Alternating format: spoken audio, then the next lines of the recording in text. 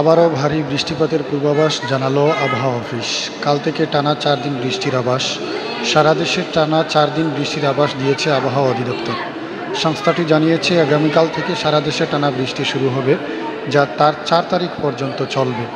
আগামী 2 ও 3 অক্টোবর ঢাকাসহ চট্টগ্রাম বিভাগ এমনকি সারা দেশে বৃষ্টির পূর্বাভাস দিয়েছে আবহাওয়া অফিস।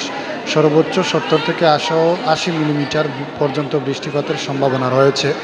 সোমবার ময়মনসিংহ ও সিলেট বৃষ্টির সম্ভাবনা বেশি। আবহাওয়াবিদ আব্দুর রহমান জানিয়েছেন, মৌসুমি বায়ু প্রবাহের কারণে ভারী বৃষ্টির সম্ভাবনা রয়েছে। আগামীকাল দিবাগত রাত থেকে দেশের সিলেট বিভাগে নোয়াখালী, কুমিল্লা, ফেনী ও চট্টগ্রাম অঞ্চলগুলোতে ভারী বৃষ্টিপাত শুরু হতে পারে। সেই বৃষ্টি আস্তে আস্তে পশ্চিম দিকে অগ্রসর হয়ে ঢাকা বিভাগেও কোথাও কোথাও ভারী, আবার কোথাও অতি ভারী বৃষ্টির সম্ভাবনা রয়েছে।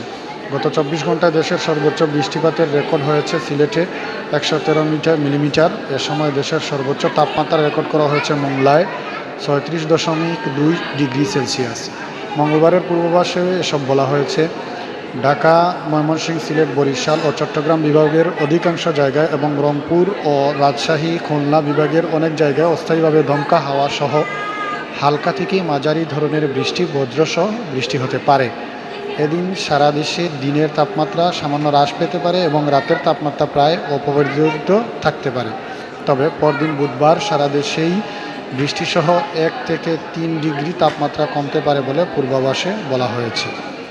এ মাসের শুরুতে দেওয়া আবহাওয়ার পূর্বাভাসে বলা হয়েছিল এ মাসে স্বাভাবিক বৃষ্টি হতে পারে। আজ আবহাওয়া অফিস সূত্র জানাচ্ছে, বৃষ্টি হতে পারে স্বাভাবিকের চেয়ে বেশি। গত আগস্ট মাসে স্বাভাবিকের চেয়ে 46% বেশি বৃষ্টি হয়েছিল।